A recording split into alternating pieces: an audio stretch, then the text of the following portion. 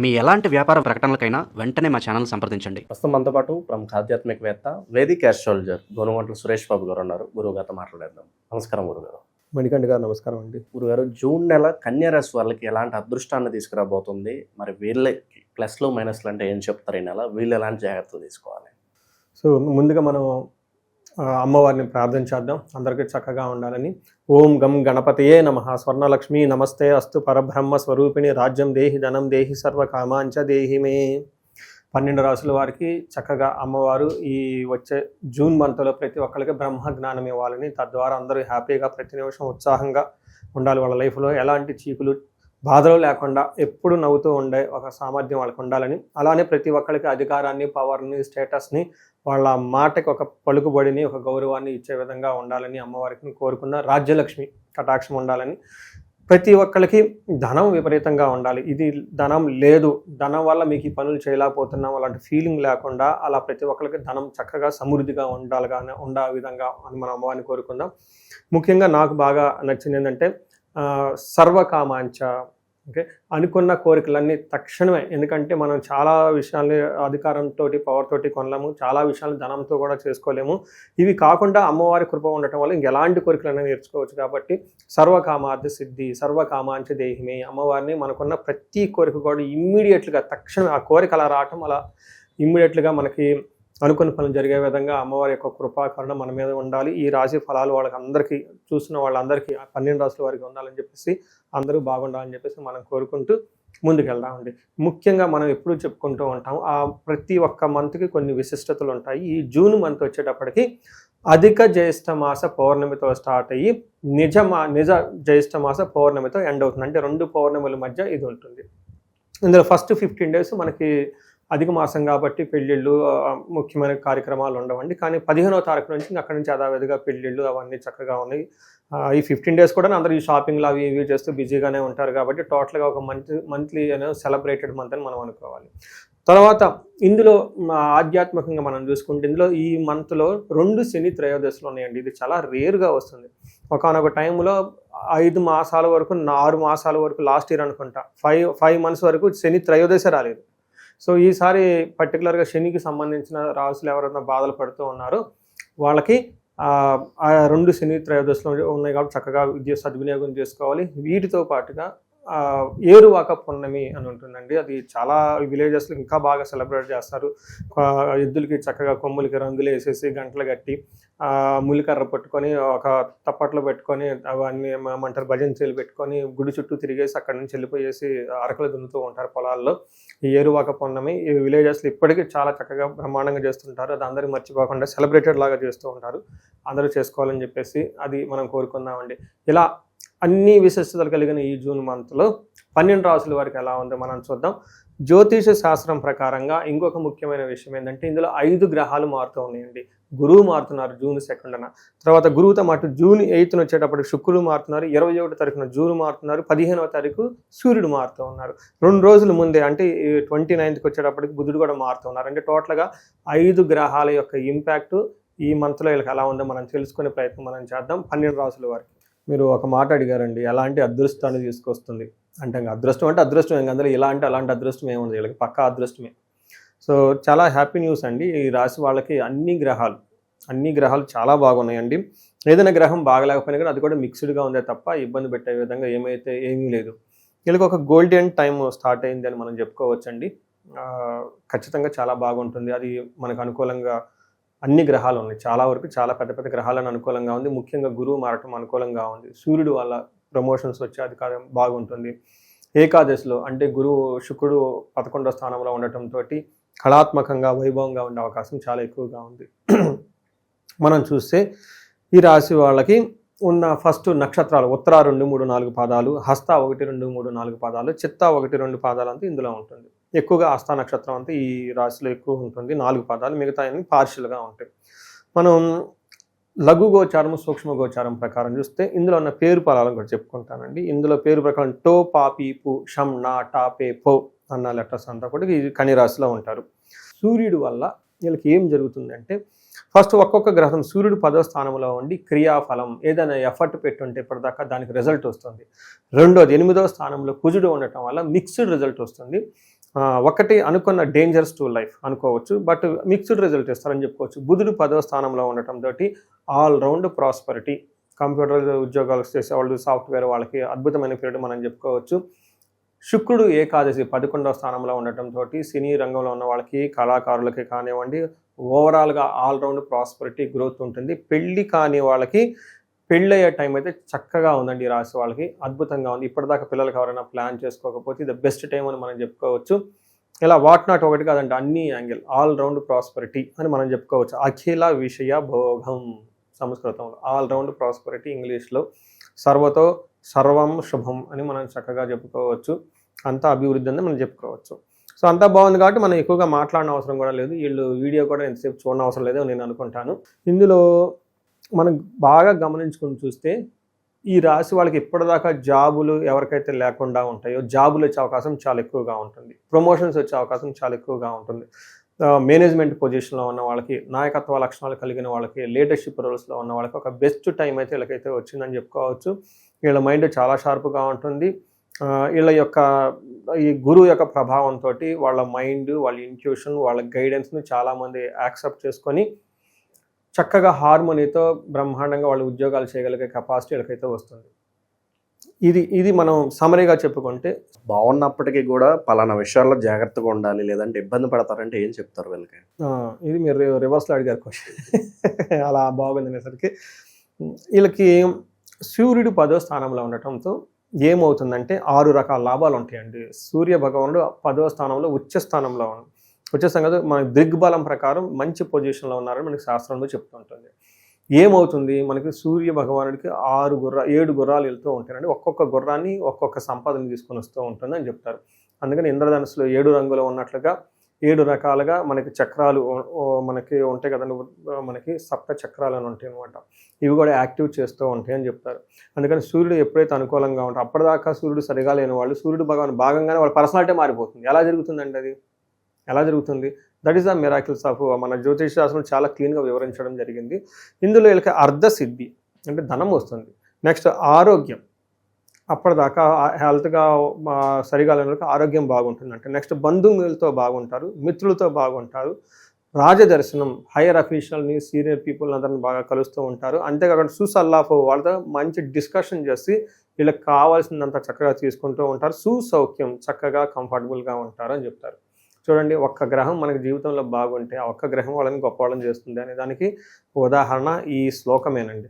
నేను చాలా జాతకాలు చూస్తుంటే అన్ని గ్రహాలు కాదండి, వాళ్ళ లైఫ్లో ఒక్క గ్రహం, ఓకే, పంచమహాపురుష యోగం ఏదైనా ఒక యోగం కనుక ఉంటే వాళ్ళు చెచ్చరు పిరుగు ఎడారిలో పడేసినా కానీ ఎడారిలో కూడా నూనె తీసి బయటకు వస్తారు.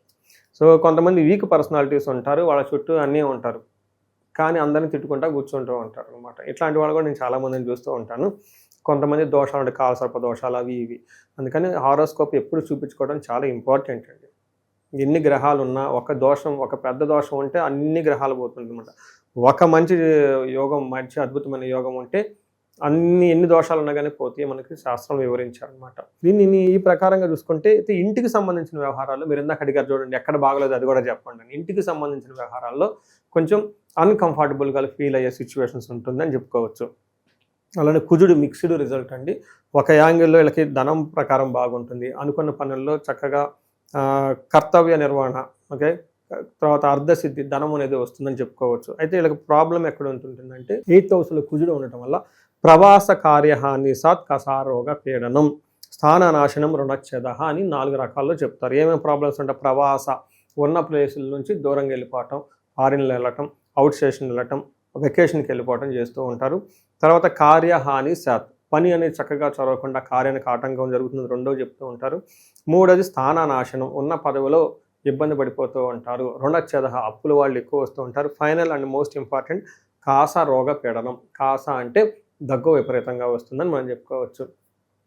ఇది నేను ఇప్పుడు కాదండి, 1 year బ్యాక్ ఇలానే ఏదో రాసికి చెప్పాను.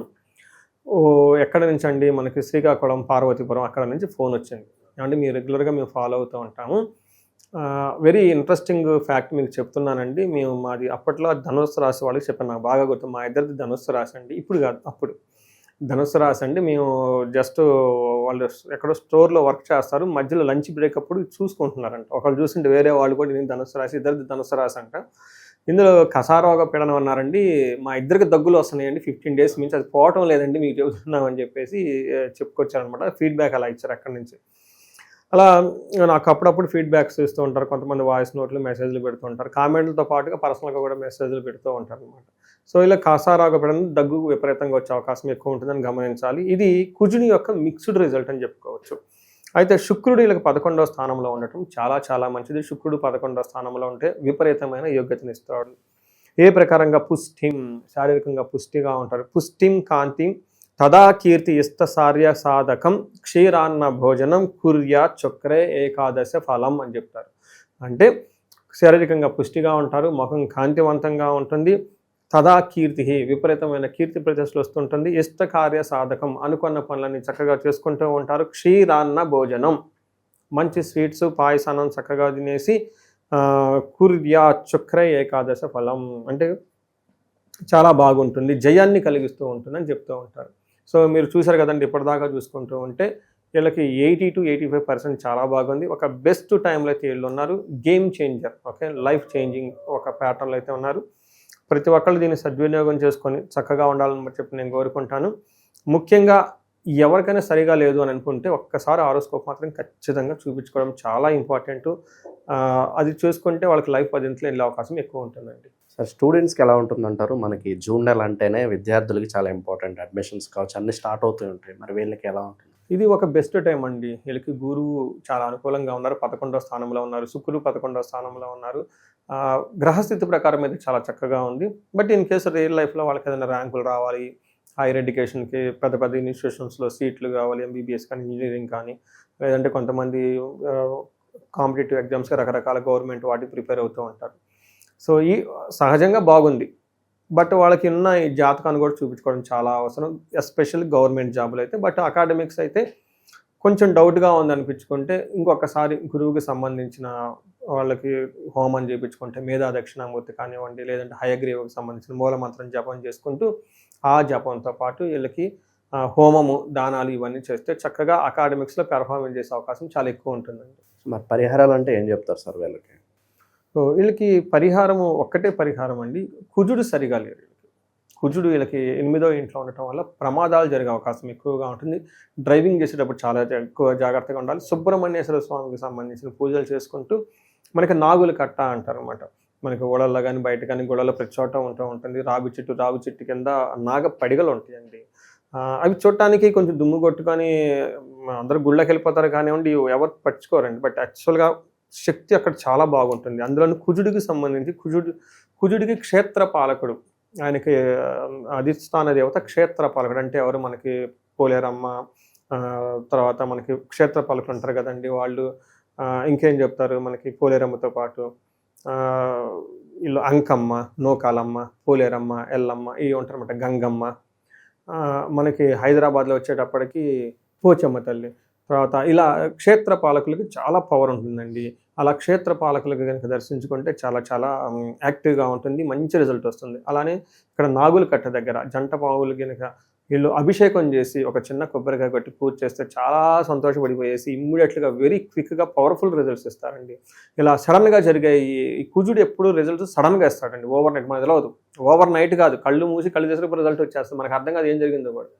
ఇలా ఇవి చేసుకుంటే చాలా బాగుంటుందండి. Simple and powerful remedies. కందుల్ని 1 kg దానం చేయటం, గణపతిని ఎక్కువగా పూజ చేస్తూ ఉంటే సరిపోతూ ఉంటుందండి. సో ఇందులో పరిహారాలు మనం చెప్పుకుంటే ఒక రీసెర్చ్ లాగా చేస్తున్నానండి. ఎవరికైతే 35 సంవత్సరాల నుంచి 45 సంవత్సరాల మధ్యలో ఉంటారో, కెరియర్లో మంచి ఎడ్యుకేషన్ ఉండి, సక్సెస్ఫుల్ ట్రాక్ రికార్డు ఉండి, చక్కగా ఉండేసి సడన్గా వాళ్ళ లైఫ్లో ఒక క్రైసిస్ లాగా ఉండి, కన్ఫ్యూజన్ ఉండి, ఎటెలాలో అర్థం కాకుండా ఒక స్టాగ్నేటెడ్ పీరియడ్గా ఎందుకు ఉంటుంది, అసలు ఎందుకు జరుగుతుంది అనే దాని గురించి నేను రీసెర్చ్ చేస్తున్నాను.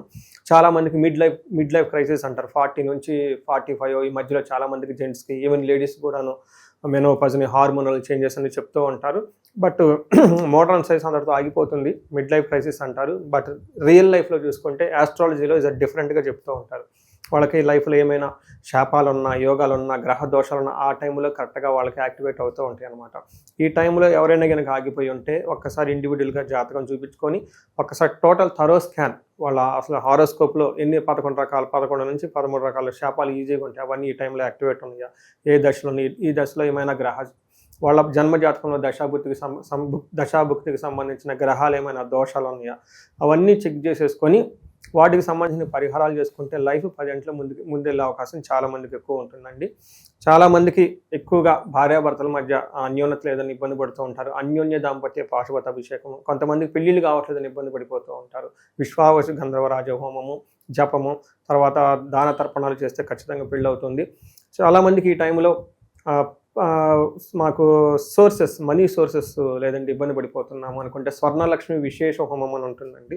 ఇది అప్పటి నుంచో తరతరాలుగా ఉపాసన చేస్తున్న మంత్రము. దీని ద్వారా కనుక వాళ్ళకి చక్కగా సంపూర్ణమైన పూజ చేయాలన్నమాట. 1,00,000 సార్లు జపం చేసి, హోమం చేసి, దానాలు తర్పణాలు అవన్నీ చేస్తే, పాశుపత అభిషేకాలు చేస్తే ఆ యొక్క ధన ప్రవాహం వస్తుంది.